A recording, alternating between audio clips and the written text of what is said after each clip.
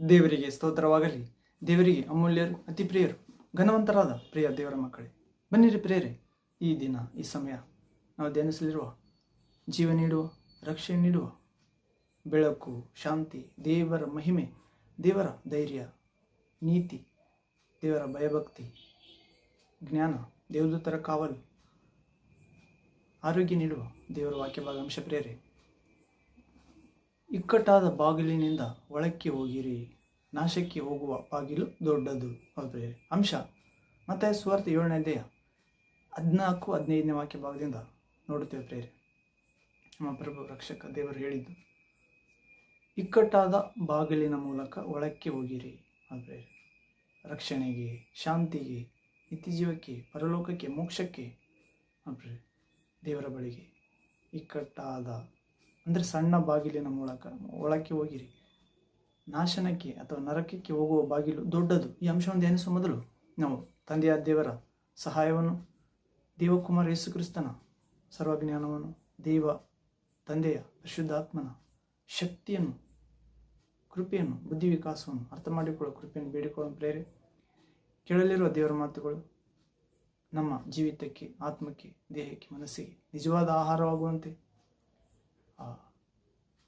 100ರಷ್ಟು ಫಲ ಕೊಡುವಂತೆ, ನಮ್ಮ ಹೃದಯ ಒಳ್ಳೆಯ ಫಲವಾಗುವಂತೆ, 60-30ರಷ್ಟು ಫಲ ಕೊಡುವಂತೆ, ಆ ಫಲ ಶಾಶ್ವತವಾಗಿರುವಂತೆ, ಈ ಲೋಕದಲ್ಲಿ ಲೋಕಕ್ಕೆ ನಾವು ಬೆಳಕಾಗಿ, ಉಪ್ಪಾಗಿ ಮಾರ್ಪಡುವಂತೆ ತಂದೆ ಈ ವಾಕ್ಯದ ಮುಖಾಂತರ ಮಾತಾಡಿ ನಮ್ಮೆಲ್ಲರನ್ನು ಅನುಗ್ರಹಿಸಿದ ಪ್ರೇರೆ. ಇಕ್ಕಟ್ಟಾದ ಬಾಗಿಲು ಒಳಕ್ಕೆ ಹೋಗಿ ನಿತ್ಯ ಜೀವ ಪಡೆಯುವಂತೆ ಯೇಸು ಕ್ರಿಸ್ತನ ನಾಮದಲ್ಲಿ ಪ್ರಾರ್ಥನಾ ಪ್ರೇರೆ. ನನ್ನೊಂದಿಗೆ ಏಕೀಭವಿಸಿ ಪ್ರಾರ್ಥಿಸಿರಿ. ಪ್ರೇಯರ್. ತಂದೆಯೇ, ಸರ್ವಶಕ್ತ ದೇವರೇ, ಪರಿಶುದ್ಧನೇ, ಪರಿಶುದ್ಧನೇ, ಪರಿಶುದ್ಧನೇ, ರಾಜಾದಿರಾಜನೇ, ದೇವಾದಿ ದೇವರೇ, ಪ್ರಭುಗಳಿಗೆ ಪ್ರಭುವೇ, ಸೂರ್ಯ ಹುಟ್ಟುವ ಮೊದಲುಗೊಂಡು ಮುಳುಗುವ ದಿಕ್ಕಿನವರಿಗೆ ಸ್ತೋತ್ರ ಪಾತ್ರನಾದ ದೇವರೇ, ಎಲ್ಲ ನಾಮಕ್ಕಿಂತ ಮೇಲಾದ ಹೆಸರುಳ್ಳ ಯೇಸು ಕ್ರಿಸ್ತನೇ, ಸತ್ಯ ದೇವರೇ, ನಿತ್ಯ ಜೀವವೇ, ಪ್ರಭುವೇ, ನಿಮ್ಮ ನಾಮದಲ್ಲಿ ನಿಮ್ಮ ಸನ್ನಿಧಿಗೆ ಬರುತ್ತೇವೆ. ರಕ್ಷಕ ದೇವರೇ ಯೇಸಪ್ಪ. ಮತ್ತಾಯ ಸುವಾರ್ತೆ 7ನೇ ಅಧ್ಯಾಯ 14-15ನೇ ವಾಕ್ಯ ಭಾಗದಿಂದ, ಇಕ್ಕಟ್ಟಾದ ಬಾಗಿಲಿನಿಂದ ಒಳಕ್ಕೆ ಹೋಗಿರಿ, ನಾಶಕ್ಕೆ ಹೋಗುವ ಬಾಗಿಲು ದೊಡ್ಡದು. ಈ ಲೋಕದ ಬಹುಜನ ಹೋಗುತ್ತಾರೆ ಎನ್ನುವ ಅಂಶವನ್ನು ಧ್ಯಾನಿಸುವಾಗ ನೀವೇ ನಿಮ್ಮ ಪರಿಶುದ್ಧ ವಾಕ್ಯದ ಮುಖಾಂತರ, ಭೂಮಿ ಆಕಾಶ ಅಳಿದು ಹೋದರೂ ಅಳಿದು ಹೋಗದ ನಿಮ್ಮ ವಾಕ್ಯದ ಮುಖಾಂತರ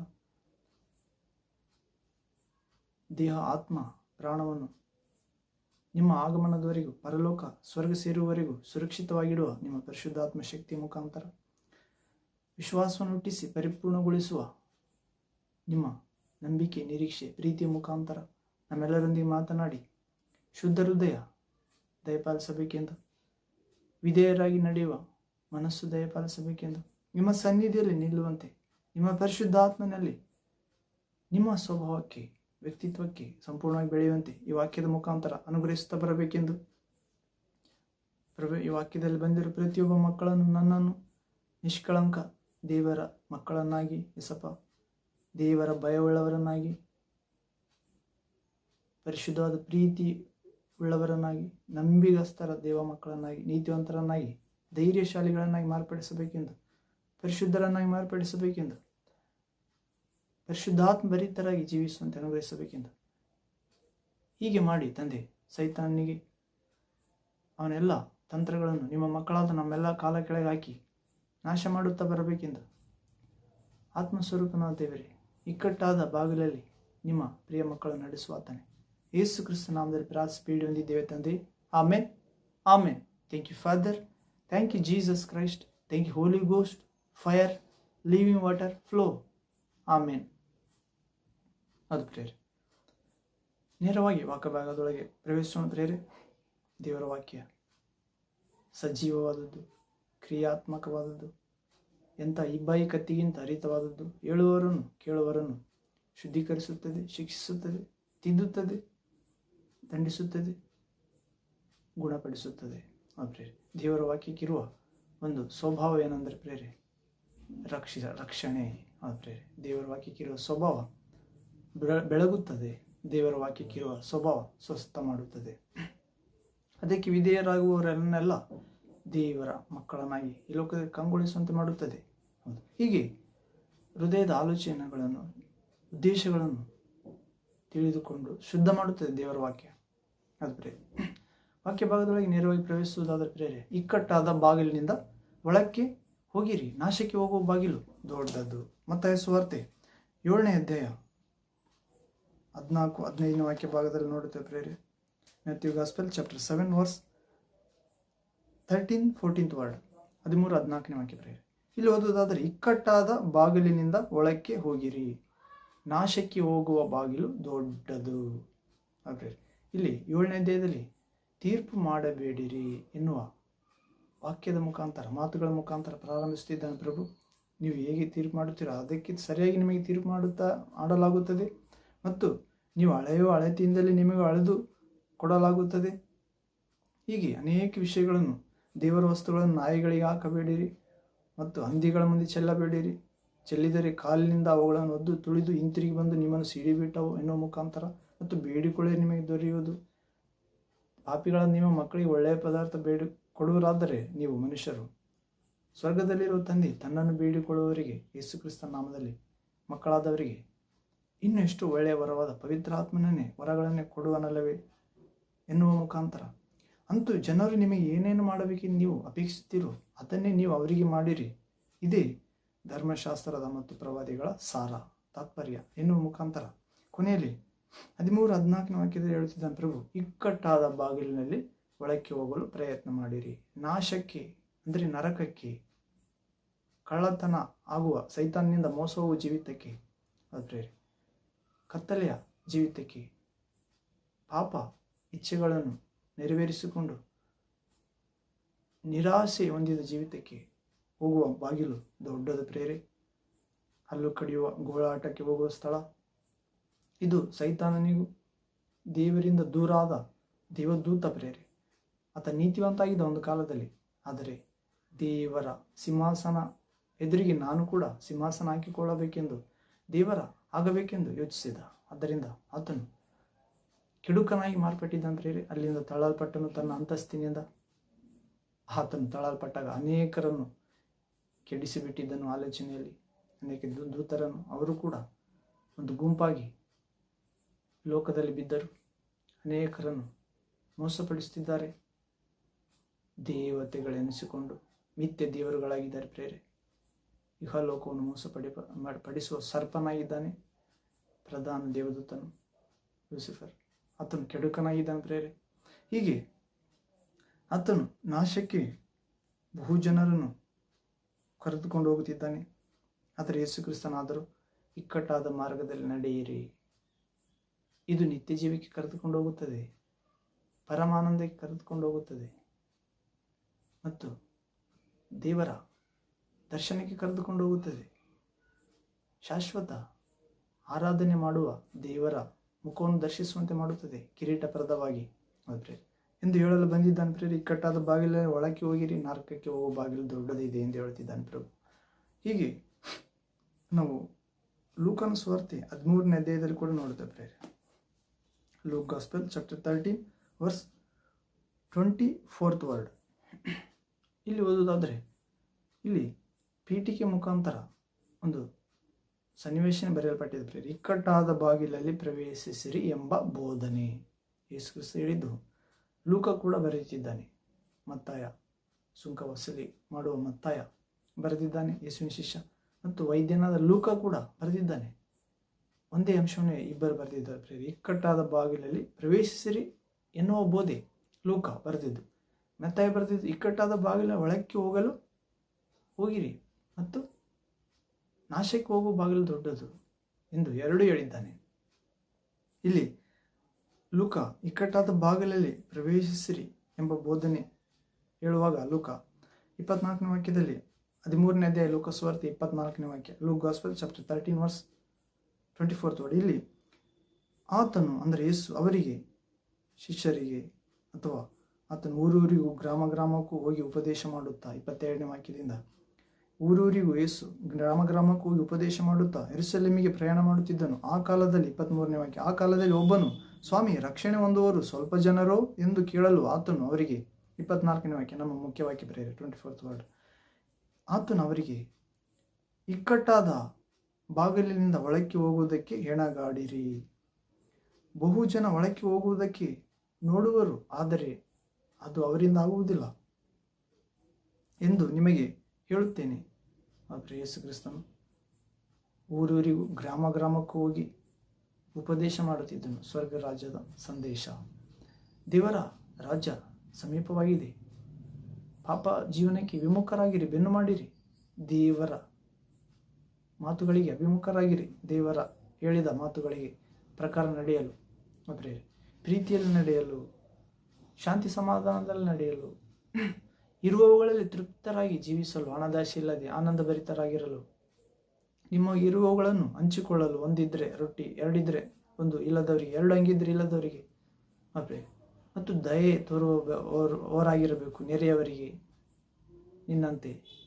ಮತ್ತು ನಿನ್ನ ತಂದೆಯ ದೇವರನ್ನು ಪೂರ್ಣ ಆತ್ಮ, ಬುದ್ಧಿ, ಶಕ್ತಿಯಿಂದ, ಹೃದಯದಿಂದ ಪ್ರೀತಿಸಬೇಕು, ಆರಾಧಿಸಬೇಕು. ಎಲ್ಲ ವಿಷಯಗಳಲ್ಲಿ ತಾಳ್ಮೆಯಿಂದ ಇರಬೇಕು. ನಿನ್ನ ನೆರೆಯವರನ್ನು ನಿನಗಿಂತ ಶ್ರೇಷ್ಠರೆಂದು ಭಾವಿಸಬೇಕು. ಹೌದು, ನಿಮ್ಮ ಪ್ರೀತಿ ನಿಷ್ಕಪಟವಾಗಿರಲಿ, ನಿಮ್ಮ ಪ್ರೀತಿ ಯಥಾರ್ಥವಾಗಿರಲಿ. ಸಾಧ್ಯವಾದರೆ ಎಲ್ಲರೊಂದಿಗೂ ಸಮಾಧಾನದಿಂದಿರಲು ಪ್ರಯತ್ನಿಸಿರಿ. ವಾಕ್ಯದ ಪ್ರಕಾರ ಅವರು ತಪ್ಪಿದ್ರೆ ವಾಕ್ಯ ಪ್ರಕಾರ ಹೇಳಬೇಕು. ಇಲ್ಲದಿದ್ದರೆ ನಿನ್ನನ್ನೇನು ದೇವರ ಮಾರ್ಗದಲ್ಲಿ ಸರಿಪಡಿಸಿಕೊಳ್ಳುತ್ತಾ ದಿನದಿಂದ ದಿನಕ್ಕೆ ಕೃಪೆಯಲ್ಲಿ, ಸತ್ಯದಲ್ಲಿ, ಸಂಪೂರ್ಣತೆ ಕಡೆಗೆ ಯೇಸುವಿನ ಇಕ್ಕಟ್ಟಾದ ಬಾಗಿಲಲ್ಲಿ ನಡೆಯುತ್ತಿರಬೇಕು. ಈಗ ಯೇಸು ಕ್ರಿಸ್ತನು ಊರೂರಿಗೂ ಗ್ರಾಮ ಗ್ರಾಮಕ್ಕೂ ಹೋಗುತ್ತಾ ಪರಲೋಕ ರಾಜ್ಯದ ಉಪದೇಶ ಮಾಡುತ್ತಾ ಪ್ರಯಾಣ ಮಾಡುತ್ತಿದ್ದನು. ಆ ಕಾಲದಲ್ಲಿ ಊರೂರಿಗೂ ಗ್ರಾಮ ಗ್ರಾಮಕ್ಕೂ ಪ್ರಯಾಣ ಮಾಡುತ್ತಾ ಉಪದೇಶ ಮಾಡುವ ಕಾಲದಲ್ಲಿ ಒಬ್ಬ ವ್ಯಕ್ತಿ ಕೇಳುತ್ತಾನೆ ಏನೆಂದು. ಆ ಕಾಲದಲ್ಲಿ ಒಬ್ಬನು, ಸ್ವಾಮಿ ಯೇಸುವೆ, ರಕ್ಷಣೆ ಹೊಂದುವುದು ಸ್ವಲ್ಪ ಜನರೋ ಎಂದು ಕೇಳಲು ಆತನು ಅವರಿಗೆ ಹೇಳ್ತಾನೆ ಆ ಊರಿನವರಿಗೆ, ಗ್ರಾಮ ಗ್ರಾಮದವರಿಗೆ, ನೋಡ್ರಿ, ಇಕ್ಕಟ್ಟಾದ ಬಾಗಿಲಿನಿಂದ ಒಳಕ್ಕೆ ಹೋಗುವುದಕ್ಕೆ ಹೆಣಗಾಡಿರಿ ಅಂದರೆ ಕಷ್ಟ ಇರುತ್ತದೆ, ತೂರುವುದಕ್ಕೆ ಕಷ್ಟ, ಕ್ಯೂ ಇರುತ್ತದೆ. ಹೌದು, ಹೋಗುತ್ತೇವೋ ಇಲ್ಲವೋ ಎನ್ನುವಂತೆ ಹೋಗುತ್ತೇವೆ. ನಾವು ಹಳೆ ಕೆಲವು ವರ್ಷಗಳ ಹಿಂದೆ ಕೂಪನ್ ರೇಷನ್ ಕಾರ್ಡ್ ತೆಗೆದುಕೊಂಡು ಕೂಪನ್ ಗೌರ್ಮೆಂಟದ್ದು ಆಹಾರ ಕೊಡ್ತಾರೆ ಹಳ್ಳಿಯಲ್ಲಿ ಅಥವಾ ಪಟ್ಟಣಗಳಲ್ಲಿ, ಬಡವರಿಗೆ ಸಂಬಂಧಪಟ್ಟಿದ್ದು. ಅದು ತೆಗೆದುಕೊಂಡು ಬರಲು ಹೋದಾಗ ಅಲ್ಲಿ ಭಾಳ ಜನ ಇರ್ತಿದ್ರು. ಆದರೂ ಕೂಡ ಕೊನೆಯಲ್ಲಿ ಸಿಗುತ್ತಿತ್ತು. ಮೊದಲು ಹೋದಾಗ ಸಿಗುತ್ತದೋ ಇಲ್ಲವೋ ಎನ್ನುವಂತಿತ್ತು. ಆದರೆ ವೇಟ್ ಮಾಡಿ ತಾಳ್ಮೆಯಿಂದ, ಪೇಷನ್ಸ್ಲಿಂದ, ತಾಳಿದವನು ಬಾಳಿಯನ್ನು ಎನ್ನುವಂತೆ ತೆಗೆದುಕೊಂಡು ಬರ್ತಿದ್ವಿ. ಕಾರಣ ಹಸಿವೆ ನೀಗುತ್ತದೆ, ಕಾರಣ ಮಕ್ಕಳು ಮುಖ ನೋಡಿ ತರುತ್ತಿದ್ದರು, ಮತ್ತು ಕಾರಣ ಆಹಾರ ದೇವರ ಪದ್ಧತಿಯಾಗಿದೆ. ಹೌದು, ಆಕಾಶ ಪಕ್ಷಿಗಳನ್ನು ನೋಡಿರಿ, ಬಿತ್ತುವುದಿಲ್ಲ, ಕೊಯ್ಯುವುದಿಲ್ಲ, ಆದರೂ ಪರಲೋಕದಲ್ಲಿರುವ ತಂದೆ ನಿಮ್ಮನ್ನು ಸಾಕಿ ಸಲ್ಲುತ್ತಾರೆ. ಹೌದು, ಹೀಗೆ ನಾವು ಎಷ್ಟು ಕಷ್ಟ ಆದರೂ ಕೂಡ ತೆಗೆದುಕೊಂಡು ಬರ್ತೇವೆ. ಅದೇ ರೀತಿ ನಾವು ಸ್ವಲ್ಪ ಜನರೇ ರಕ್ಷಣೆ ಹೊಂದುತ್ತಾರೆ ಎಂದು ಕೇಳಲು, ಇಕ್ಕಟ್ಟಾದ ಬಾಗಿಲಿಂದ ಒಳಕ್ಕೆ ಹೋಗಲು ಹೆಣಗಾಡಿರಿ. ಬಹು ಜನ ಒಳಕ್ಕೆ ಹೋಗಲು ನೋಡುವರು, ಆದರೆ ಅವರಿಂದ ಆಗುವುದಿಲ್ಲ ಎಂದು ಹೇಳುತ್ತೇನೆ. ಬಹುಜನ ಆ ಇಕ್ಕಟ್ಟಾದ ಬಾಗಿಲಲ್ಲಿ ಒಳಕ್ಕೆ ಹೋಗಲು ನೋಡುತ್ತಾರಂತೆ. ಅಂದರೆ ಯೇಸು ಹೇಳಿದಂತೆ ಹಣದ ಆಸೆ ಇಲ್ಲದವರಾಗಿ, ಹೆಸರು ಪ್ರಖ್ಯಾತಿ ಆಸೆ ಇಲ್ಲದವರಾಗಿ, ಸ್ತ್ರೀಯ ಪುರುಷನ ಆಸೆ ಇಲ್ಲದವರಾಗಿ, ಯಾವ ಇಹಲೋಕದ ಹಣದಾಸೆಗೂ ಲೋಭಕ್ಕೂ ಒಳಗಾಗದವರಾಗಿ, ಹಣದಾಸೆ ಇಲ್ಲದವರಾಗಿ, ದ್ರವ್ಯಾಶದ ಕಡೆಗೆಲ್ಲ ನನ್ನ ಮನಸ್ಸನ್ನು ದೇವರೇ ನಿನ್ನ ಆಜ್ಞೆಗಳ ಕಡೆಗೆ ತಿರುಗಿಸು ಎಂದು ದಾವೀದ ಹೇಳಿದಂತೆ 119ನೇ ಕೀರ್ತನೆಯಲ್ಲಿ ಇರುವವುಗಳಲ್ಲಿ ತೃಪ್ತರಾಗಿ ಇರುವುದಾದರೆ ನಾವು ಇಕ್ಕಟ್ಟಾದ ಬಾಗಿಲಲ್ಲಿ ಹೆಣಗಾಡಿ ಹೋಗುತ್ತೇವೆ. ಆದರೆ ಈ ಆಸೆಗಳೆಲ್ಲ ಇರುವವರು ಹೆಣಗಾಡುತ್ತಾರೆ. ಆದರೆ ಬಹು ಜನ ಒಳಕ್ಕೆ ಹೋಗುವುದಕ್ಕೆ ನೋಡುತ್ತಾರೆ. ಆದರೆ ಈ ಆಸೆಗಳು ಲೌಕಿಕತೆ ಆ ಒಳ್ಳೆ ನೆಲದಲ್ಲಿ ಬಿದ್ದ ಬೀಜ 100ಕ್ಕೆ 100 60-30 ಫಲ ಕೊಡುತ್ತೆ. ಆದರೆ ದಾರಿ ಮಗ್ಗಲಲ್ಲಿ ಬಿದ್ದ ಬೀಜ, ಬಂಡೆ ನೆಲದ ಮೇಲೆ ಬಿದ್ದ ಬೀಜ, ಮುಳ್ಳು ಪೊದೆಗಳಿರುವ ನೆಲದಲ್ಲಿ ಬಿದ್ದ ಬೀಜ ಅದು ಫಲ ಕೊಡಲಿಲ್ಲ. ಫಲಕಾಲ ಬಂದಾಗ ಪ್ರಾಪಂಚಿಕ ಚಿಂತೆಗಳು, ಐಶ್ವರ್ಯದ ವ್ಯಾಮೋಹ, ಲೋಕವನ್ನು ನೋಡಿದರು. ಲೋಕ ಇಷ್ಟು ಸಂತೋಷವಾಗಿದೆ, ನಾವು ದೇವರ ಮಕ್ಕಳು ಇನ್ನೂ ಎಷ್ಟೋ ಹೆಚ್ಚು ಸಂತೋಷ ಪಡಬೇಕು ಎನ್ನುವಂತೆ ಈ ಲೋಕ ರಾಜ್ಯ ನನ್ನದಲ್ಲ ಎಂದು ಯೇಸು ಹೇಳಿದ್ದು ಮರೆತೋದ್ರು ಪ್ರೇರೆ. ಲೋಕಕ್ಕೂ ಲೌಕಿಕತೆಗೆ ಒಲಿದರೆ ತಂದೆಯಲ್ಲಿ ನಿಮಗೆ ಪ್ರೀತಿ ಇಲ್ಲವೆಂದಾಯಿತು. ಇನ್ನೂ ವಾಕ್ಯ ಮರೆತು ಬಿಟ್ಟರು. ಯೋಹಾನ ಪತ್ರಿಕೆ 1ನೇ ಪತ್ರಿಕೆ 2ನೇ ಅಧ್ಯಾಯದಲ್ಲಿ ಲೋಕವನ್ನು ಪ್ರೀತಿಸುವವರು ದೇವರನ್ನು ಪ್ರೀತಿಸುವುದಿಲ್ಲ, ದೇವರನ್ನು ಪ್ರೀತಿಸುವವರು ಲೋಕವನ್ನು ಪ್ರೀತಿಸುವುದಿಲ್ಲ. ಲೋಕದಲ್ಲಿರುವ ಕಣ್ಣಿನಾಶ, ಶರೀರದಾಶೆ, ಬದುಕುವ ಡಂಬ ಪ್ರೇರೆ. ಇತರರಿಗೆ ಹೋಲಿಸಿಕೊಂಡು ಜೀವಿಸುವುದು, ಯೇಸುವಿಗೆ ಹೋಲಿಸಿಕೊಳ್ಳುವುದಿಲ್ಲ. ಯೇಸುವಿನ ಹೆಜ್ಜೆ ಜಾಡುಗಳನ್ನು ನಡೆಯಬೇಕೆಂದು ಪೇತ್ರನು ತನ್ನ ಪತ್ರಿಕೆಯಲ್ಲಿ ಬರೆದದ್ದನ್ನು ನೋಡುವುದಿಲ್ಲ. ಹೀಗೆ ನಿಮ್ಮ ಶಿಲುಬೆಯನ್ನು ಹೊತ್ತುಕೊಂಡು ಅನುದಿನವೂ ನನ್ನನ್ನು ಹಿಂಬಾಲಿಸದ ಹೊರತು ನನ್ನ ಶಿಷ್ಯನಾಗಲು ಯೋಗ್ಯನಲ್ಲ ಎನ್ನುವುದನ್ನು ಮರೆತು ಬಿಡುತ್ತಾರೆ ಪ್ರೇರೆ. ಹೀಗೆ ಇಕ್ಕಟ್ಟಾದ ಬಾಗಿಲಿಂದ ಒಳಕ್ಕೆ ಹೋಗುವುದಕ್ಕೆ ಹೆಣಗಾಡಿರಿ ಪ್ರೇರೆ. ಸ್ವಾಮಿ, ಸ್ವಲ್ಪ ಜನರೋ ರಕ್ಷಣೆ ಹೊಂದುವವರು ಎಂದು ಒಬ್ಬ ವ್ಯಕ್ತಿ ಕೇಳುತ್ತಿದ್ದಾಗ ಊರೂರು ಗ್ರಾಮಕ್ಕೆ ಹೋಗುತ್ತಿದ್ದ ಯೇಸುವನ್ನು ನೋಡಿರಿ, ಇಕ್ಕಟ್ಟಾದ ಬಾಗಿಲಲ್ಲಿ ಒಳಕ್ಕೆ ಹೋಗಲು ಹೆಣಗಾಡಿರಿ ಪ್ರೇರೆ. ಮತ್ತು ಇನ್ನೊಂದು ಕಡೆ ಬರೆಯಲ್ಪಟ್ಟಿದೆ, ಸರ್ವ ಪ್ರಯತ್ನ ಮಾಡಿರಿ, ಸರ್ವ ಪ್ರಯತ್ನ ಪ್ರೇರೆ. ಆದರೆ ಕೆಲವು ಬಹುಜನ ನೋಡುತ್ತಾರೆ ಹೋಗುವುದಕ್ಕೆ, ಆದರೆ ಅವರಿಂದ ಆಗುವುದಿಲ್ಲ. ಕಾರಣ ಲೌಕಿಕ ಮಾತುಗಳನ್ನು ಆಡುತ್ತಿರ್ತಾರೆ ಪ್ರೇರೆ, ಮತ್ತು ಲೋಕದವರಂತೆ ಆಸೆಯುಳ್ಳವರಾಗಿರುತ್ತಾರೆ. ಕುಡಿಯುವುದು, ತಿನ್ನುವುದು. ನಾವು ಪರಲೋಕದವರು, ಇಹಲೋಕದಲ್ಲಿದ್ದರೂ ಕೂಡ ನಾವು ಪ್ರಯಾಣಿಕರು. ಎಲ್ಲ ಮಾಡುವುದಕ್ಕೂ ನಮಗೆ ಇದ್ರೂ ಕೂಡ ಅವಕಾಶ ಮಿತವಾಗಿ ಮಾಡಬೇಕು ನಾವು. ಹೌದು ಪ್ರೇರೆ, ಇಂಥ ಕೃಪೆ ನಮ್ಮ ಪ್ರಭು ಕೊಡ್ತಾನೆ. ಹೌದು ಪ್ರೇರೆ, ಹೆಣಗಾಡಿರಿ ಇಕ್ಕಟ್ಟಾದ ಬಾಗಿಲಿಂದ ಒಳಕ್ಕೆ ಹೋಗುವುದಕ್ಕೆ, ಅಂದರೆ ಕಷ್ಟಪಡಿರಿ ಎಂದು ಹೇಳ್ತಿದ್ದಾನೆ. ಹೌದು, ಯೇಸು ಈ ಲೋಕದಲ್ಲಿರುವಾಗ ಏನೇ ಅಂದ ಪ್ರೇರೆ? ನರಪುತ್ರನು ತಲೆ ಇಡುವುದಕ್ಕೂ ಸ್ಥಳವಿಲ್ಲ, ಆಕಾಶದ ಪಕ್ಷಿಗಳಿಗೆ ಗೂಡುಗಳಿವೆ, ಅಡವಿಯ ನರಿಗಳಿಗೆ ಗುಹೆಗಳಿವೆ, ದೇವಕುಮಾರನಿಗೆ ತಲೆ ಇಡುವುದಕ್ಕೂ ಸ್ಥಳವಿಲ್ಲ. ಕಾರಣ ಆತನು ಲೋಕದಲ್ಲಿ ಇದ್ದಾನೆ, ಲೋಕವು ಆತನ ಅರಿತುಕೊಂಡಿಲ್ಲ. ಆತನ ಪರಿಶುದ್ಧನು, ಈ ಲೋಕವಾದರೂ ದುಷ್ಟನ ವಶದಲ್ಲಿದೆ ಪ್ರೇರೆ. ಆದರೆ ನಾವು ಯೇಸುವನ್ನು ವಿಶ್ವಾಸವಾದರೆ ಭೂಮಿಯಲ್ಲೂ ಸ್ವರ್ಗದಲ್ಲೂ ಸರ್ವಾಧಿಕಾರವುಳ್ಳ ಆತನಾಗಿದ್ದಾನೆ ಪ್ರೇರೆ. ಅಧಿಕಾರ ಕೊಡುತ್ತಾನೆ. ಇಹಲೋಕದಲ್ಲಿರುವ ದುರಾತ್ಮನಿಗಿಂತ ನಮ್ಮಲ್ಲಿರುವ ದೇವರ ಆತ್ಮ ಶ್ರೇಷ್ಠ ಎನ್ನುವಂತೆ ತನ್ನ ಆತ್ಮವನ್ನು ದಯಪಾಲಿಸುತ್ತಾನೆ. ಆತನಲ್ಲಿ ವಿಶ್ವಾಸ ಇಟ್ಟು ಆತನನ್ನು ಪ್ರೀತಿಸಿ ಆತನ ಮಾತು ಕೈಗೊಂಡು ನಡೆಯುವವರಿಗೆ ಮತ್ತು ಸೈತಾನನ ತಂತ್ರಗಳನ್ನು ಅರಿತುಕೊಳ್ಳುವವರಾಗುವಂತೆ ಮಾಡುತ್ತಾನೆ. ಹೌದು, ಹೀಗೆ ಶಾಂತಿದಾಯಕ ದೇವರು ಶೀಘ್ರವಾಗಿ ನಾಶನ ಮಾರ್ಗದಲ್ಲಿರುವವರನ್ನು ಕೂಡ ಇಕ್ಕಟ್ಟಾದ ಮಾರ್ಗದಲ್ಲಿ ನಡೆಯುವಂತೆ ಸೈತಾನನ್ನು ಆತನಲ್ಲಿ ವಿಶ್ವಾಸ ಇಟ್ಟ ಮಕ್ಕಳ ಕಾಲ ಕೆಳಗೆ ಹಾಕುತ್ತಾನೆ ಪ್ರೇರೆ. ಕಾರಣ ಯೇಸು ಸರ್ವಶಕ್ತನು, ದೇವರನ್ನು ನಂಬುವವನಿಗೆ ಸಮಸ್ತವೂ ಸಾಧ್ಯ ಎಂದು ಹೇಳಿದ್ದಾನೆ. ಹೌದು ಪ್ರೇರೆ, ಹೀಗೆ ನಾವು ಯೇಸು ಪ್ರಭು ಹೇಳ್ತಿದ್ದಾನೆ. ಇನ್ನು ಲೂಕಾ ಸುವಾರ್ತೆ 13ನೇ ಅಧ್ಯಾಯ 25ನೇ ವಾಕ್ಯದಿಂದ ನೋಡೋದಾದರೆ, ಲೂಕ್ ಗಾಸ್ಪೆಲ್ ಚಾಪ್ಟರ್ 13:25 ಮನೆಯ ಯಜಮಾನ ಎದ್ದು, ಅಂದರೆ ಅನೇಕರು ಇಕ್ಕಟ್ಟಾದ ಬಾಗಿಲ ಒಳಗೆ ಹೋಗಲು ಪ್ರಯತ್ನ ಮಾಡುತ್ತಾರೆ ಸಹೋದರನೇ, ಆದರೆ ಅವರಿಂದ ಆಗುವುದಿಲ್ಲ ಎಂದು ಹೇಳುತ್ತಾ, ನಿಮಗೆ ಹೇಳುತ್ತೇನೆ ಎಂದು ಹೇಳುತ್ತಾ, ಮನೆಯ ಯಜಮಾನ ಎದ್ದು 25ನೇ ವಾಕ್ಯ 25th ಮನೆಯ ಯಜಮಾನ ಎದ್ದು ಕದ ಹಾಕಿಕೊಂಡ ಮೇಲೆ ನೀವು ಹೊರಗೆ ನಿಂತುಕೊಂಡು ಕದ ತಟ್ಟಿ, ಸ್ವಾಮಿ ನಮಗೆ ತೆರೆಯಿರಿ ಎಂದು ಹೇಳುವುದಕ್ಕೆ ತೊಡಗುವಾಗ ಅವನು, ಎಲ್ಲಿಯವರು ನೀವು? 26ನೇ ವಾಕ್ಯ, ನಿಮ್ಮ ಗುರುತು ನನಗಿಲ್ಲ ಅಂದಾನು. ಅದಕ್ಕೆ ನೀವು, ನಿನ್ನ ಸನ್ನಿಧಿಯಲ್ಲಿ ಸ್ವಾಮಿ ನಾವು ಊಟ ಮಾಡಿದೆವು, ಕುಡಿದೆವು, ನಮ್ಮ ಬೀದಿಗಳಲ್ಲಿ ನೀನು ಉಪದೇಶ ಮಾಡಿದಿ ಎಂದು ಹೇಳುವುದಕ್ಕೆ ತೊಡಗಿರಿ. 27ನೇ ವಾಕ್ಯ, ಆದರೆ ಅವನು, ಅಂದರೆ ಯೇಸು ಕ್ರಿಸ್ತನೇ, ನೀವು ಎಲ್ಲಿಯವರೋ, ನಿಮ್ಮ ಗುರುತು ನನಗಿಲ್ಲ. ಅಂದರೆ ತಂದೆಯ ಮಹಿಮೆಯೊಂದಿಗೆ ಬಂದಿರ್ತಾನೆ. 2ನೇ ಸಾರಿ, ನೀವು ಎಲ್ಲಿಯವರೂ ನನಗೆ ಗುರುತಿಲ್ಲ, ಅಧರ್ಮ ಮಾಡುವ ನೀವೆಲ್ಲರೂ ನನ್ನ ಕಡೆಯಿಂದ ಹೊರಟು ಹೋಗಿರಿ ಎಂದು ನಿಮಗೆ ಹೇಳುತ್ತೇನೆ ಅನ್ನುವನು. 28ನೇ ವಾಕ್ಯ, ಅಬ್ರಾಮ್, ಇಸಾಕ, ಯಾಕೋಬ ಇವರು ಎಲ್ಲ ಪ್ರವಾದಿಗಳು ದೇವರ ರಾಜ್ಯದಲ್ಲಿರುವುದನ್ನು, ನಿಮ್ಮನ್ನು ಮಾತ್ರ ಹೊರಗೆ ಹಾಕಿರುವುದನ್ನು ನೀವು ನೋಡುವಾಗ ನಿಮಗೆ ಗೋಳಾಟವು, ಕಟಕಟನೆ, ಹಲ್ಲು ಕಡಿಯೋಣವಿರುವವು. 29ನೇ ವಾಕ್ಯ 29th ಇದಲ್ಲದೆ ಪೂರ್ವ, ಪಶ್ಚಿಮ, ದಕ್ಷಿಣ, ಉತ್ತರ ದಿಕ್ಕುಗಳಿಂದ ಜನರು ಬಂದು ದೇವರ ರಾಜ್ಯದಲ್ಲಿ ಊಟಕ್ಕೆ ಕೂಡಿರುವರು.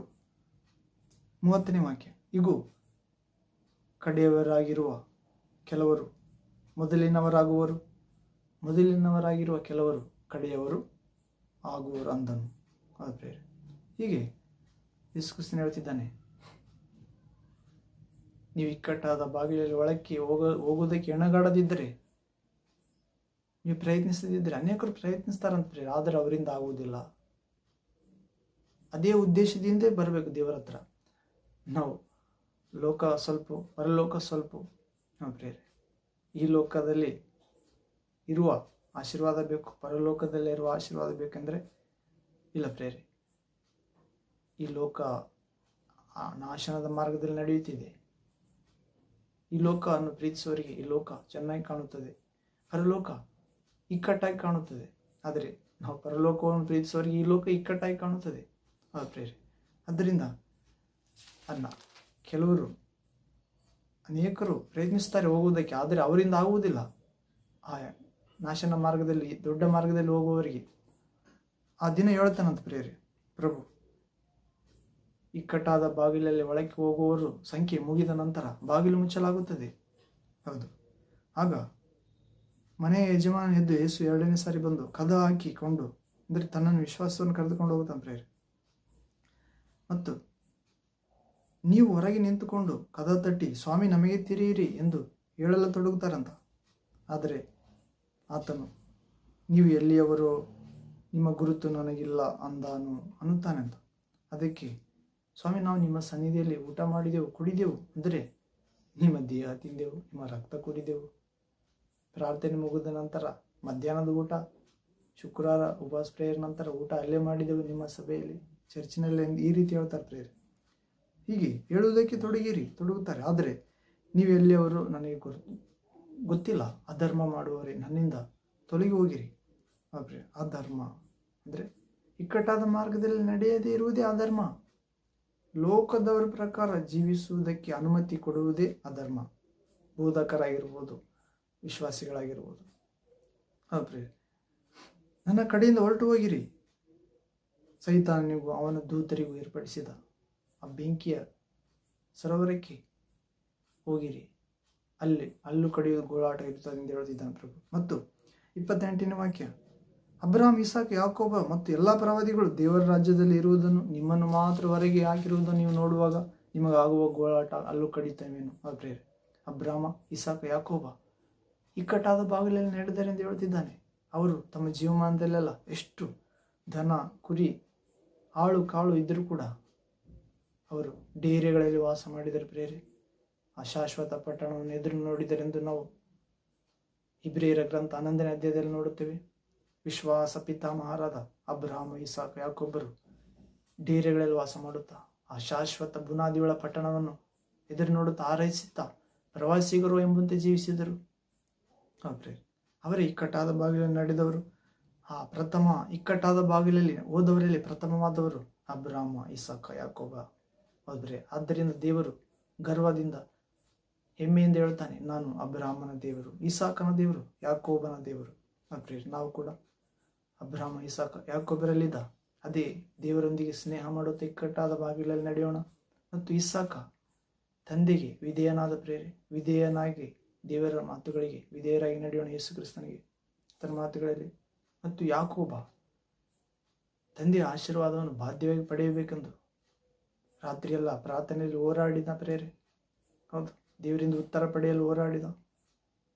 ಮತ್ತು ಹೊಟ್ಟೆಯಲ್ಲಿರುವಾಗಲೇ, ಯಾಕೋಬನು ತಾಯಿ ಹೊಟ್ಟೆಯಲ್ಲಿರುವಾಗಲೇ ಆತನೇ ಆಶೀರ್ವಾದಕ್ಕೆ ಬಾಧ್ಯಸ್ಥನಾಗುತ್ತಾನೆಂಬ ಆ ಒಂದು ಆಶೀರ್ವಾದ ಪಡೆದ. ಹೀಗೆ ಅಬ್ರಹಾಮ, ಇಸಾಕ, ಯಾಕೋಬರು ಪರಲೋಕದಲ್ಲಿ ಇರುವುದನ್ನು ನೀವು ನೋಡುವಾಗ ನಿಮಗೆ ಗೋಳಾಟವೇನು, ಅಲ್ಲೂ ಕಡಿಯೋಣವೇನು. ಇದಲ್ಲದೆ ಪೂರ್ವ, ಪಶ್ಚಿಮ, ಉತ್ತರ, ದಕ್ಷಿಣಗಳಿಂದ ಜನರು ಬಂದು ದೇವರ ರಾಜ್ಯದಲ್ಲಿ ಊಟಕ್ಕೆ ಕೂಡುತ್ತಾರಂತ ಪ್ರೇರೆ. ಈಗೂ ಕಡೆಯವರಲ್ಲಿ ಮೊದಲಿನವರು ಕಡೆಯವರಾಗುತ್ತಾರೆ, ಕಡೆಯವರು ಮೊದಲಿನವರಾಗುತ್ತಾರೆ ಎಂದು ಹೇಳ್ತಿದ್ದಾನೆ. ಹೌದು, ಹೀಗೆ ನಾವು ಇನ್ನೊಂದು ವಾಕ್ಯ ಕೂಡ ನೋಡೋದಾದ ಪ್ರೇರೆ, ಇಕ್ಕಟ್ಟಾದ ಬಾಗಿಲಿನಿಂದ ಒಳಕ್ಕೆ ಹೋಗಿರಿ ಎಂದು ನಾವು ಯೋಹಾನನ ಸುವಾರ್ತೆ 10ನೇ ಅಧ್ಯಾಯದಲ್ಲಿ ನೋಡುತ್ತಾ ಪ್ರೇರೆ. John gospel chapter 10 verse 7 to 9th word. ಇಲ್ಲಿ ಯೋಹಾನ್ ಸುವಾರ್ತೆ 10ನೇ ಅಧ್ಯಾಯ 7ನೇ ವಾಕ್ಯದಿಂದ 9-10ನೇ ವಾಕ್ಯವಾಗಿ ನೋಡೋಣ ಪ್ರೇರೆ. ಇಲ್ಲಿ ಓದುವುದಾದರೆ 7th ವರ್ಡ್ 7ನೇ ವಾಕ್ಯ. ಆದ ಕಾರಣ ಯೇಸು ಮತ್ತು ಅವರಿಗೆ, ನಿಮಗೆ ನಿಜ ನಿಜವಾಗಿ ಹೇಳುತ್ತೇನೆ, ಕುರಿಗಳಿಗೆ ನಾನೇ ಬಾಗಲಾಗಿದ್ದೇನೆ. ನನಗಿಂತ ಮುಂಚೆ ಬಂದವರೆಲ್ಲರೂ ಕಳ್ಳರು, ಸುಲುಕೊಳ್ಳುವವರು ಆಗಿದ್ದಾರೆ. ಆದರೆ ಕುರಿಗಳು ಅವರಿಗೆ ಕಿವಿಗೊಡಲಿಲ್ಲ.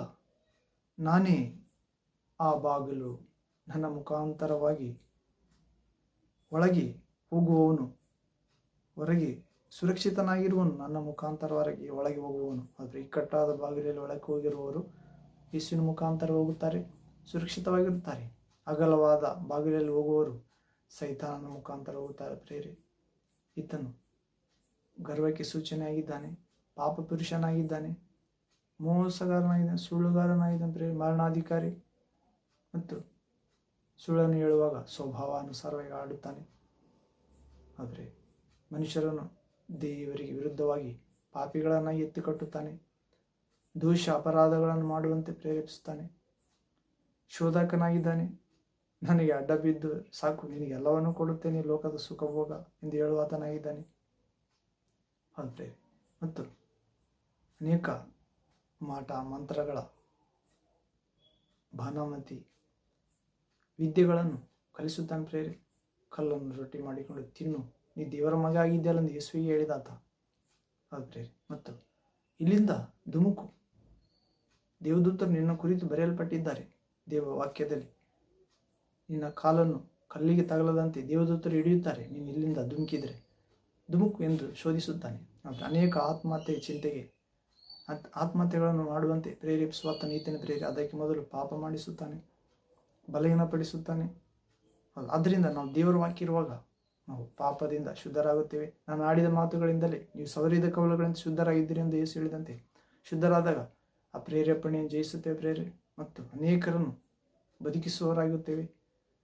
ನಾನೇ ಜೀವ, ಮಾರ್ಗ, ಸತ್ಯ ಎಂದ ಯೇಸುವನಂತೆ ನನ್ನ ವಿಶ್ವಾಸವನ್ನು ಸತ್ತರ ಬದುಕುವ ಪ್ರತಿಯೊಬ್ಬನು ಎಂದಿಗೂ ಸಾಯುವುದಿಲ್ಲ ಎಂದು ಹೇಳಿದ್ದಾನೆ ಪ್ರೇರೆ. ಹೀಗೆ ಯೇಸುವೆ ಹೇಳುತ್ತಿದ್ದಾನೆ ಪ್ರೇರೆ, ಕುರಿಗಳಿಗೆ ನಾನೇ ಬಾಗಿಲು, ನನಗಿಂತ ಮುಂಚೆ ಬಂದವರೆಲ್ಲರೂ ಕಳ್ಳರು, ಸುಲುಕೊಳ್ಳುವವರಾಗಿದ್ದಾರೆ. ಆದರೆ ನಾನೇ ಕುರಿಗಳು ಅವರಿಗೆ ಕಿವಿಗೊಡಲಿಲ್ಲ. ಅದು ಪ್ರೇರೆ. ಅಗಲವಾದ ಮಾರ್ಗದಲ್ಲಿ ಬೋಧಿಸುವವರಿಗೆ ಕುರಿಗಳು ಕಿವಿಗೊಡುವುದಿಲ್ಲ ಪ್ರೇರೆ, ಮೇಕೆಗಳು ಕಿವಿಗೊಡುತ್ತವೆ, ಅಂದರೆ ಲೋಕ ಇಚ್ಛೆಗಳಿರುವವರು. ಹೌದು. ಹೀಗೆ ನಾನೇ ಆ ಬಾಗಿಲು, ಇಕ್ಕಟ್ಟಾದ ಬಾಗಿಲು ಯೇಸು ಆಗಿದ್ದ ಪ್ರೇರೆ. ಯೇಸುವಿನ ದೃಷ್ಟಿಸುತ್ತಾ ಹೋಗ್ಬೇಕು ವಿಶ್ವಾಸ ಎಂಬ ಪಂದ್ಯದಲ್ಲಿ ಸ್ಥಿರಚಿತ್ತದಿಂದ.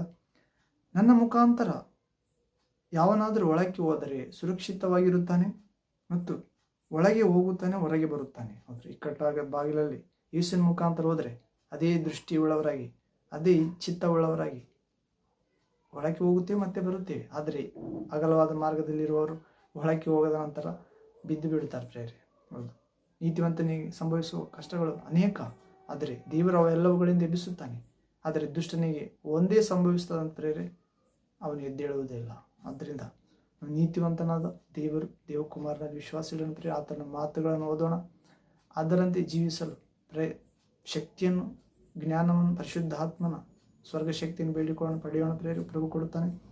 ಹೀಗೆ 10ನೇ ವಾಕ್ಯ ಪ್ರೇರೆ. ಕಳ್ಳನು ಅಂದರೆ ಒಳಗೆ ಹೋಗುತ್ತಾನೆ, ಹೊರಗೆ ಬರುತ್ತಾನೆ. ಯೇಸುವಿನ ಮುಖಾಂತರ ಹೋದರೆ ಮೇವನ್ನು ಕಂಡುಕೊಳ್ಳುತ್ತೇವೆ ಪ್ರೇರೆ. ಮೇವು ಅಂದರೆ ಆತ್ಮೀಯ ಜೀವಿತಕ್ಕೆ ಬೇಕಾದ ಆಶೀರ್ವಾದ, ಪರಲೋಕ ಸಂಬಂಧದ ಎಲ್ಲ ಆಶೀರ್ವಾದ ಪ್ರೇರೆ. ಸೈತಾನ ಮೇಲೆ ಅಧಿಕಾರ, ಶಾಂತಿಯ ಸಮೃದ್ಧಿ ಜೀವಿತ. ಹೀಗೆ 10ನೇ ವಾಕ್ಯ, ಕಳ್ಳನ್ನು ಕದ್ದುಕೊಳ್ಳುವುದಕ್ಕೂ, ಕೊಯ್ಯುವುದಕ್ಕೂ, ಹಾಳು ಮಾಡುವುದಕ್ಕೂ ಬರುತ್ತಾನೆ ಹೊರತು ಮತ್ತಾವುದಕ್ಕೂ ಬರುವುದಿಲ್ಲ. ನಾನಾದರೂ ಕುರಿಗಳಿಗೆ ಜೀವ ಇರಬೇಕೆಂತಲೂ ಅದು ಸಮೃದ್ಧಿಯಾಗಿರಬೇಕೆಂತಲೂ ಬಂದೇನೆ ಎಂದು ಹೇಳುತ್ತಿದ್ದಾನೆ. ಹೌದು. ನಾವು ಇಕ್ಕಟ್ಟಾದ ಬಾಗಿಲಲ್ಲಿ ಒಳಗೆ ಹೋಗೋಣ, ಕುರಿಗಳಂತೆ ಸಮೃದ್ಧಿ ಜೀವ ಅನುಭವಿಸೋಣ. ಪ್ರಕಟಣೆ ಗ್ರಂಥ 3ನೇ ಅಧ್ಯಾಯ 8ನೇ ವಾಕ್ಯದಲ್ಲಿ ಕೂಡ ನೋಡುತ್ತೇವೆ ಪ್ರೇರೆ. Revolution chapter 3 verse 8th word. ಇಲ್ಲಿ ಓದುವುದಾದರೆ ಪ್ರಭು ಹೇಳುತ್ತಿದ್ದಾನೆ ಫಿಲದೆಲ್ಫಿಯಾ ಸಭೆಯ ದೂತನಿಗೆ, ನಿನಗಿರುವ ಶಕ್ತಿ ಕೊಂಚವಾಗಿದ್ದರೂ ನೀನು ನನಗೆ ಸೇರಿದವನಲ್ಲವೆಂದು ಹೇಳದೆ ನನ್ನ ಸಹನ ವಾಕ್ಯವನ್ನು ಕಾಪಾಡಿದ್ದರಿಂದ ಇಗೋ ನಿನ್ನ ಎದುರಿನಲ್ಲಿ ಒಂದು ಬಾಗಿಲನ್ನು ತೆರೆದಿಟ್ಟಿದ್ದೇನೆ, ಯಾರು ಅದನ್ನು ಮುಚ್ಚಲಾರರು. ಹೌದು ಪ್ರೇರೆ. ನಾನು ನಿನಗೆ ಅನುಗ್ರಹಿಸುವುದೇನೆಂದರೆ ತಾವು ಯಹೂದ್ಯರೆಂದು ಸುಳ್ಳಾಗಿ ಕೊಚ್ಚಿಕೊಳ್ಳುವ ಸೈತಾನ ಸಮಾಜದವರು ಅಲ್ಲಿ ಕೆಲವರು ಬಂದು ನಿನ್ನ ಪಾದಗಳ ಮುಂದೆ ಬೀಳುವಂತೆಯೂ ನಿನ್ನನ್ನು ನಾನು ಪ್ರೀತಿಸಿದ್ದನ್ನು ತಿಳಿದುಕೊಳ್ಳುವಂತೆಯೂ ಮಾಡುವೆನು ಎಂದು ಹೇಳುತ್ತಿದ್ದಾನೆ. ಹೌದು ಪ್ರೇರೆ. ಯೇಸು ಪ್ರಭು ನಮ್ಮೆಲ್ಲರ ಮುಂದೆ ಒಂದು ಬಾಗಿಲನ್ನು ತೆರೆದಿಟ್ಟಿದ್ದಾನೆ ಪ್ರೇರೆ. ಹೌದು.